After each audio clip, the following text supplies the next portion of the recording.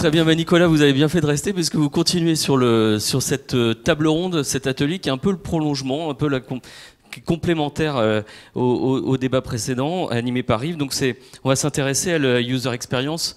Je commencerai par vous, Nicolas. Je vous redonne encore la parole parce que tout à l'heure, il y a une chose que vous avez dit avec Yves, c'est on parle beaucoup de visio, hein, la visio. C'est votre domaine d'expertise, je dirais, historique. Vous disiez qu'il y avait pas mal de freins avant parce qu'il fallait une salle, c'était pas forcément facile d'accéder aux usages de la visio. Est-ce que là, enfin, ça décolle? La promesse est là, on l'a vu, il y a plein de choses, il y a plein d'interopérabilité, il y a plein de supports. Quels sont un peu les usages? Qu'est-ce que vous voyez se développer en entreprise? Alors concrètement, le secteur de la visio aujourd'hui, il connaît un changement depuis 2-3 ans à peu près. Donc, et on passe tout simplement d'un marché, ce que nous en tant que fournisseur on appelle d'un marché de niche, à un marché qui se démocratise. Donc l'adoption aujourd'hui, elle est là, et les déploiements, dès que l'on parle d'un usage, ne serait-ce qu'en interne dans une société en multisite, le premier retour sur investissement, il est là. Réduire un petit peu le nombre des déplacements, et pour des réunions hebdomadaires ou tous les 15 jours avec ses collaborateurs, on met une petite visio en place et on gagne du temps en réduisant un petit peu les déplacements. Concrètement, cela veut dire quoi? Sur la partie vente de systèmes de visio, quel qu'il soit, petite salle, moyenne salle, grande salle, historiquement, on était sur un mode projet, au cas par cas, de déploiement de systèmes de visio dans les entreprises. Aujourd'hui, depuis l'année dernière, en fin de compte, on est sur une démocratisation de l'usage. Donc en termes de vente de produits, on vend désormais 2 fois plus de solutions de visio en France chez Polycom, à un coût 2 fois plus faible. On démocratise, donc les prix ça s'accélère, baissent, en fait, donc ça s'accélère. La promesse commence voilà. à donc on est vraiment au rendez-vous. Alors après, ce qui est important de revenir, parce que Polycom n'avait peut-être pas tout à fait le même message il y a une dizaine d'années, c'est on collabore, on échange entre humains et à distance. Ce qui est important, on revient sur les utilisateurs. Ce qui est important de considérer sur ces échanges-là, en termes de qualité d'échange, numéro 1, ça doit être l'audio, la voix. Un appel, quel qu'il soit, même avec de la vidéo, si l'audio n'est pas de qualité, l'appel n'aboutit à rien et ne sert à rien. Donc numéro 1, garantir une audio de qualité. Et ça, rien que tel que d'avoir une vision complète au niveau de l'opérateur pour avoir une totale maîtrise des débits, des flux et de cette qualité audio jusqu'au terminal. Ensuite, en termes de réel usage dans le monde communication unifiée, l'usage numéro 2, ça va être ce qu'on appelle le collaboratif. C'est-à-dire je vais partager un document, je vais partager une présentation, sans pour autant activer la vidéo en temps réel. La vidéo en temps réel, c'est le 3e jalon.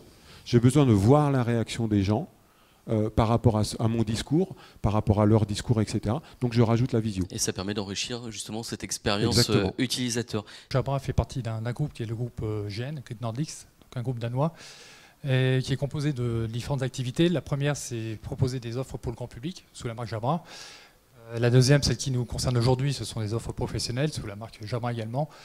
Une activité qui est moins connue, c'est la partie médicale, puisqu'on est fabricant, concepteur de prothèses auditives pour les personnes malentendantes. Voilà, le dénominateur commun, c'est l'audio, donc c'est notre cœur de métier.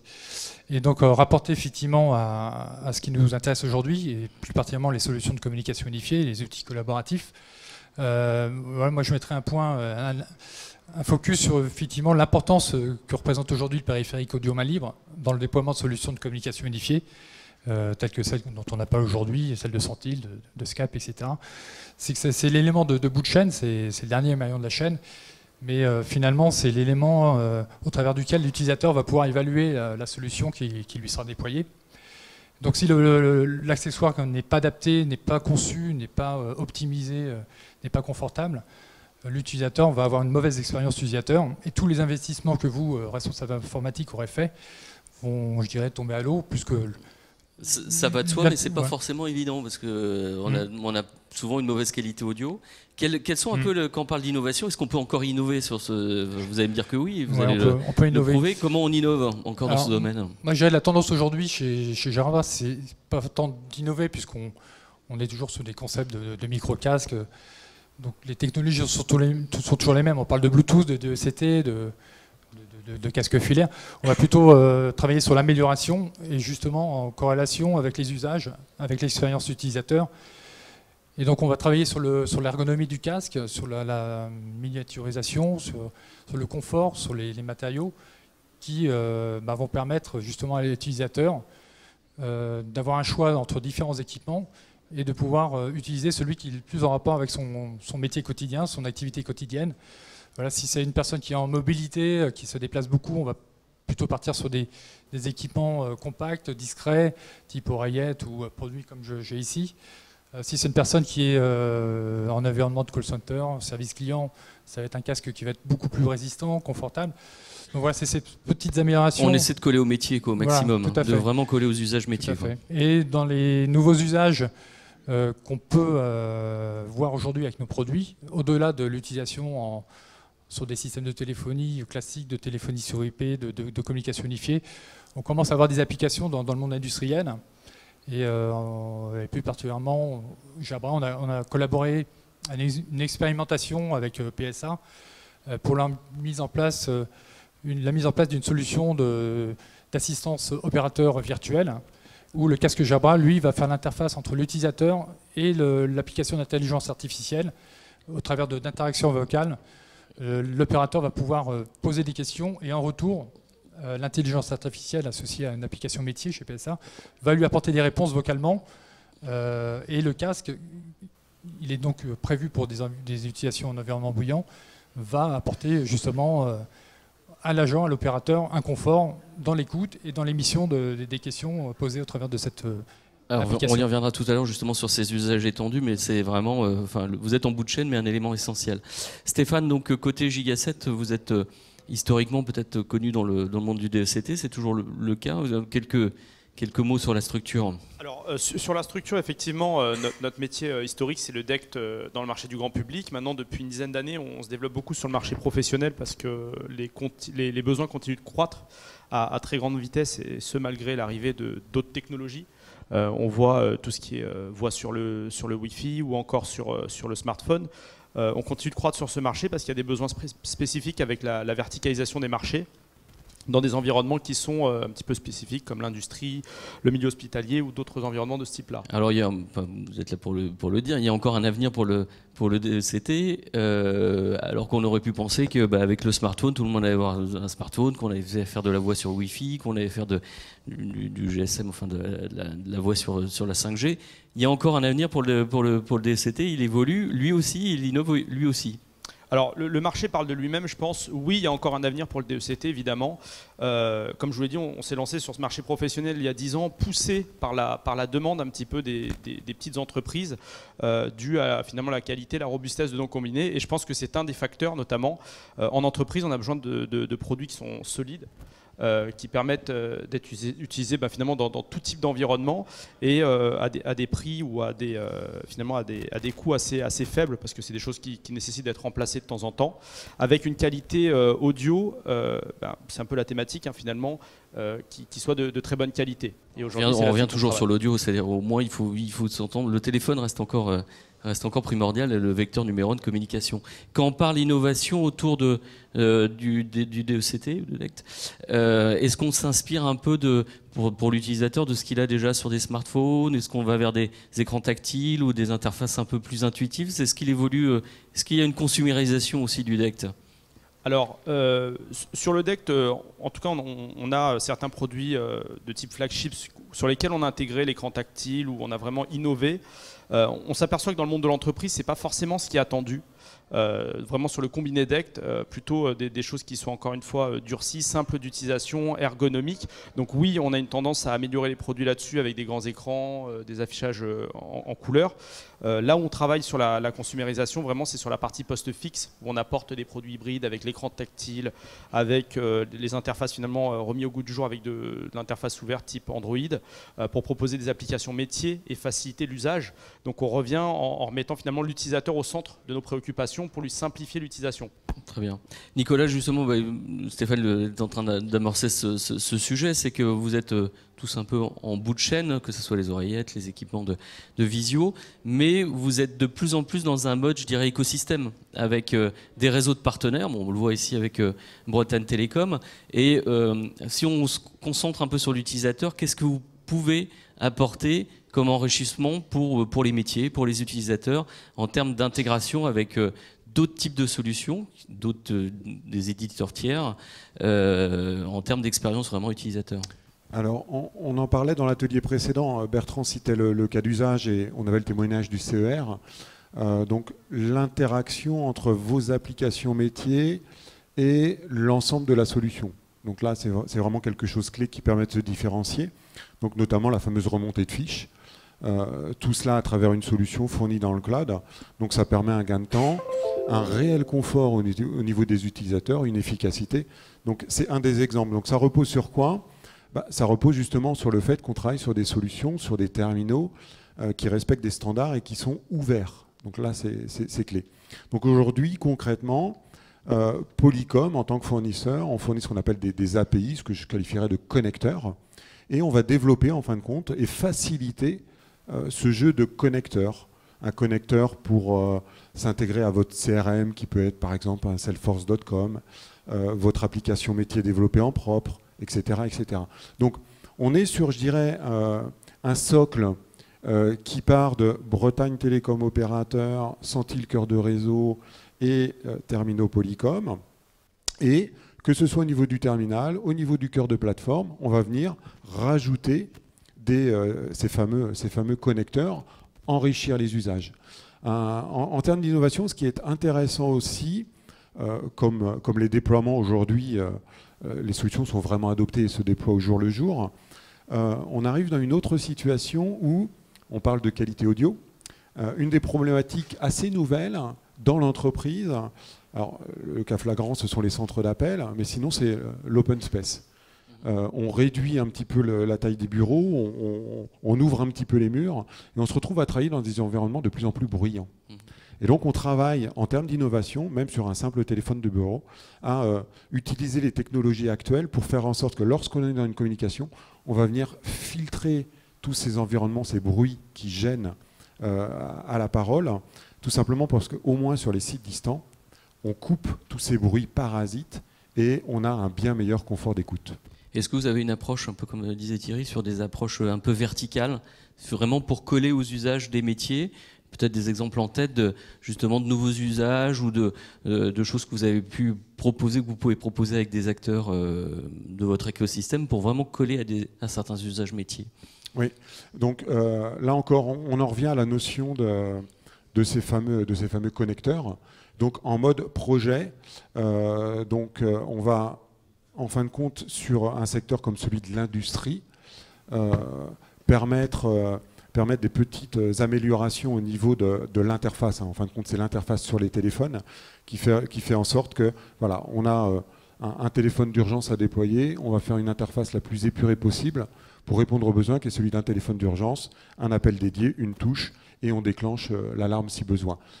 Avec intégration au niveau du système de gestion de bâtiment, donc haut-parleurs, etc., pour que tout soit piloté le plus automatiquement possible et le plus efficacement possible.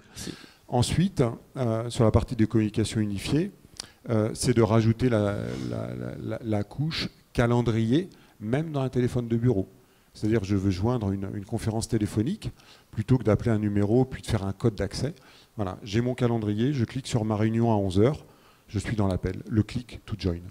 C'est simple. À vous écouter, les API sont un peu la clé de toute interopérabilité, quoi. C'est-à-dire avec tous les...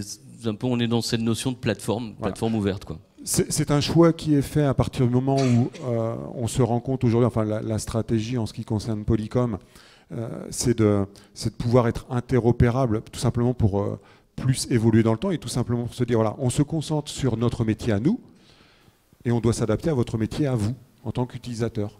Chacun son métier. On pourrait essayer de tout faire chez Polycom, mais on n'est pas opérateur, on n'est pas éditeur de cœur de réseau. Voilà. on fait chacun notre métier, on essaie de le faire le plus qualitativement possible. Thierry, tout à l'heure, en parlant d'usage, vous avez pris l'exemple, c'était Peugeot, là, sur le, en fait, pour bien comprendre, donc c'est derrière quand vous parlez d'intelligence artificielle, juste pour préciser un peu le cas d'usage, là, c'était quoi?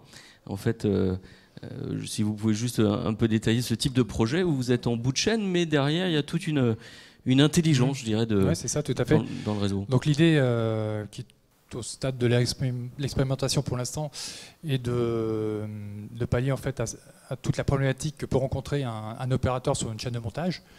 Parce que la solution existante aujourd'hui, c'est la personne a un souci dans le montage d'un moteur, il va essayer de joindre un assistant, un manager, donc soit il a un téléphone, soit il va se déplacer, donc beaucoup de perte de temps, donc perte de productivité. Donc l'idée, c'est au travers effectivement d'une solution d'intelligence artificielle et au travers de commandes vocales qui vont être annoncées au travers d'un casque Jabra en l'occurrence, l'opérateur va avoir en retour des explications, des informations, des marches à suivre poussées par un système d'intelligence artificielle. Donc en l'occurrence, c'est une application qui était hébergée chez Microsoft Azure, en association avec une application métier chez Peugeot pour que les réponses soient ciblées et adaptées. Et en parallèle, des informations, donc des vidéos, des photos, la manœuvre de montage est aussi affichée sur la tablette, sur un écran, sur une tablette qui est à disposition de l'opérateur. Alors, dans ce que vous nous dites, il y a de la reconnaissance vocale. Reconnaissance vocale. Il y a derrière un traitement de search et de l'intelligence artificielle de traitement. Données, effectivement, il y a de la synthèse vocale pour oralement redonner l'information et de l'affichage multi-terminaux. Et comme je disais tout à l'heure, la valeur ajoutée de Jabra dans ce montage, c'est la qualité, c'est les performances du micro-casque, puisque vous imaginez en environnement industriel, il y a un bruit de machine, de fond. Donc au travers du micro anti-bruit proposé par Jabra, il y aura un filtrage, une atténuation, voire une élimination de bruit parasite. Et du fait que le casque est englobant, isolant, l'opérateur sera isolé aussi du bruit ambiant. Et donc il sera concentré et à l'écoute des annonces qui lui sont faites. On a certainement des taux de qualité de reconnaissance vocale bien plus élevés par conséquent. Quoi. Tout à fait. Voilà. Tout à fait. La restitution sera optimale. Stéphane, juste un peu pour parler un peu de cette... on parlait de coller au métier, de nouveaux usages et vraiment de considérer l'utilisateur sur chaque métier comme étant un peu, je dirais, particulier ou unique. Est-ce que vous avez des exemples d'applications je dirais métiers dans des environnements avec d'autres types d'acteurs où vous collez vraiment aux usages métiers, où le DECT est un peu colle à certains usages métiers? Alors oui, notamment sur les métiers de l'automobile. Encore une fois, on équipe beaucoup de concessions BMW, on a un partenariat avec eux pour lesquels finalement ils avaient une problématique qui paraît très banale, c'est de pouvoir équiper l'ensemble des concessions et des garages avec de la mobilité, pour qu'ils puissent circuler librement sur l'ensemble de ces sites en équipant les parkings, etc. Et ils rencontraient beaucoup de problèmes de mobilité là-dessus parce que finalement il y a un environnement extérieur, un environnement intérieur et très souvent plus dans ces garages il y a d'importants bardages métalliques. Donc de pouvoir couvrir la totalité de ce site avec du DECT, donc ça nécessite une expertise sur l'ensemble du site pour pouvoir disposer les bornes DECT de la bonne façon et des DECT ensuite en fonction des besoins de chacun des utilisateurs. Donc on va avoir des DECT durcis pour les mécaniciens automobiles, on va avoir des postes de bureau sur lesquels maintenant on met également des postes de bureau DECT pour éviter d'avoir à tirer du câble RJ. On en a notamment un qui est exposé là, qui est un poste de bureau finalement. Donc c'est à l'aspect d'un poste de bureau avec tout le confort d'utilisation qu'on peut y retrouver pour les conférences, le main libre, la simplicité d'appel également, qu'on vient relier uniquement à un réseau DECT. En complément, on parle un petit peu de et le futur et la vision. Et on parlait d'innovation tout à l'heure. En termes d'usage, alors pour l'instant ce n'est pas disponible, je dirais commercialement parlant, mais il y a eu quelques vidéos publiées sur Internet. Si on revient à l'usage et la démocratisation de la vidéo, c'est justement comment très simplement à ce que n'importe quel utilisateur puisse se joindre à une session de communication unifiée, un appel de visio. Un des petits déploiements qui a été réalisé entre Polycom et un nouvel acteur qui s'appelle Amazon Business c'est tout simplement d'utiliser le petit système de haut-parleur reconnaissance vocale de Amazon, Alexa, donc, que l'on met dans une salle de réunion, et on supprime toutes les télécommandes, les systèmes tactiles pour numéroter un appel, etc. On pose juste le petit système haut-parleur. Et on arrive dans la salle et on va parler avec la salle de réunion. Donc on se présente, on dit son nom, et voilà, je souhaiterais, pourrais-tu, s'il te plaît, lancer mon appel visio à 11h avec tel partenaire. C'est couplé au calendrier, on a de la reconnaissance vocale, il y a tout un ensemble de mécanismes, c'est très simple à utiliser, hein, on parle, et l'appel est automatiquement lancé. Et on peut avoir l'interaction avec un retour interactif. Ah, pardon, monsieur Nicolas, la salle est réservée à 11h pour un autre collaborateur. Je vous propose de changer de salle, d'aller dans celle-ci, et je vous lance tout de suite votre appel, et tout sera en place. Très bien. Alors on peut continuer à se projeter un peu de prospective. On a un des maîtres mots, on a beaucoup parlé d'automatisation, et on va de plus en plus vers de l'usage autour de l'intelligence artificielle. Sur la visio, qu'est-ce que ça pourrait apporter ? On parle sur la visio ou sur l'audio, hein, c'est la question chez vous aussi. On parle d'analyse comportementale, d'IA émotionnelle. Est-ce qu'on sera capable, dans une conversation visio, de voir qu'il y a un certain comportement qui fait qu'on va avoir des alertes comme quoi notre interlocuteur, dans une négociation de contrat, est-ce qu'on va avoir une aide de la machine pour négocier ce contrat, pour discuter avec ses clients ? Est-ce qu'on en est loin, ou c'est quelque chose qui est quand même assez proche ? On est déjà en partie sur ces aspects-là, hein. Aujourd'hui, on prend un système de visio. À partir du moment où alors, au niveau de l'audio, enfin, techniquement parlant, c'est un système de multi-micro. Voilà. On a dans un seul et même terminal 1, 2, 3, 4, X micros.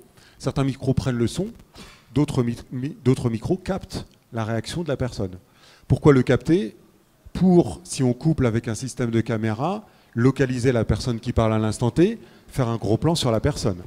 Donc tout cela est permis grâce à, entre guillemets, l'intelligence et les systèmes de calcul qui sont dans le cloud. Donc concrètement aujourd'hui, si on est sur un système audio et vidéo, on a plusieurs caméras, plusieurs types de micros dans une salle équipée, eh bien on a tout ce qu'on appelle le business analytics qui est disponible aujourd'hui. Combien de personnes sont dans la salle ? Qui parle parmi les personnes présentes ? Alors on pourrait aller, aujourd'hui ce n'est pas éthiquement réalisé, on pourrait aller à dire ok, on a une reconnaissance faciale, on sait qui est dans la salle à l'instant T. La réunion, on a invité 5 collaborateurs, uniquement 4 se sont présentés, on a une alarme, tel collaborateur devait être présent, il est nommé, il n'était pas présent, pourquoi ? Tout cela est automatisé. Donc attention aussi au débordement des cas d'usage. Donc aujourd'hui, on sait le nombre des collaborateurs et on a toute cette data, quelque part, qui peut être exploitée ou pas. Mais là où c'est intéressant dans l'exploitation, c'est d'utiliser cela à bon escient. Déjà pour connaître, on a fait un investissement d'équipement, est-ce qu'il est utilisé ? Est-ce qu'on a choisi le bon matériel par rapport à notre usage ? Est-ce qu'on n'a pas surdimensionné le matériel, par exemple, etc., etc. Donc, toute la notion business analytics, aujourd'hui, elle est disponible. Et concrètement, là où ça devient très intéressant, c'est que dans toute la phase de vie des solutions, on va avoir une remontée d'informations complémentaires avec tout simplement ce qu'on appelle des dashboards, donc des tableaux de bord, qui vont nous indiquer, OK, à tel instant, la qualité de l'appel visio était dégradée parce qu'on a eu tel réseau, baisse de débit sur tel réseau à cause de telle application qui a pris le dessus, etc. Donc, on a tout ce traitement qui devient de plus automatisé des données, qui est utile à la fois aux utilisateurs et aux administrateurs. C'est vrai, oui. Donc on pense souvent l'user experience. Là, en fait, c'est l'expérience DSI, tout ce qui est APM, IPM, la performance des applications et du réseau, quoi. En fait, voilà, c'est un peu l'idée. Avoir des services complémentaires pour vous en tant que DSI, pour peut-être avoir plus de retours sur que se passe-t-il en temps réel dans mes équipements. Ouais, Thierry, en fait, la caméra vous aurait identifié, aurait automatiquement changé votre photo. Est-ce que dans les centres de contact, justement, quand on parle d'intelligence émotionnelle, c'est des choses qui commencent à Tout à fait, c'est également un axe de développement chez Jabra. On est un peu en avance de phase, donc je ne vais pas trop dévoiler de choses, mais on travaille effectivement sur l'analyse de comportement, d'émotions, donc sur les les données cognitives. Donc l'idée, c'est effectivement, au travers de communications téléphoniques, vous parlez de son appel, effectivement, c'est une application concrète entre un téléconseiller et un client. Au travers des communications, il va être possible, dans un futur proche, de mesurer le niveau émotionnel du client, donc son état de stress, de satisfaction, d'insatisfaction, de colère, de joie, etc. Tout ça, effectivement, pour par la suite faire des analyses et apporter des améliorations dans la communication, dans le traitement du client, pour effectivement que ça soit plus opérationnel. Ce qui va arriver plus rapidement demain, et là c'est un peu plus technique, c'est qu'au travers effectivement de l'analyse de la communication, on va pouvoir identifier que l'utilisateur du casque potentiellement a mal positionné son micro-casque. Donc ça va être perçu par un ensemble de matériel, de logiciels. Et donc une information sera transmise à l'agent, à l'utilisateur du produit Jabra, comme quoi la page micro est mal positionnée et qu'il doit agir pour effectivement le repositionner pour que la communication soit de meilleure qualité. C'est d'optimiser au maximum, quoi. Voilà, Yves, il va falloir qu'on lance une société de brouilleurs d'émotions. Pour éviter. Stéphane, juste un peu, est-ce que vous rejoignez un peu vos collègues un peu sur ces usages autour de l'IA? Est-ce que c'est des choses sur lesquelles vous travaillez aujourd'hui avec des partenaires? Est-ce que vous voyez un peu se développer? Est-ce que ces cycles s'accélèrent aujourd'hui?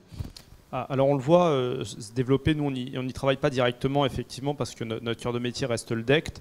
On a par contre des choses en projet avec des partenaires, notamment sur certains postes très avancés chez nous avec les interfaces Android, sur lesquels on a des couches applicatives qui permettent de faire de la business analytics justement et de venir analyser la partie émotionnelle finalement de l'utilisateur.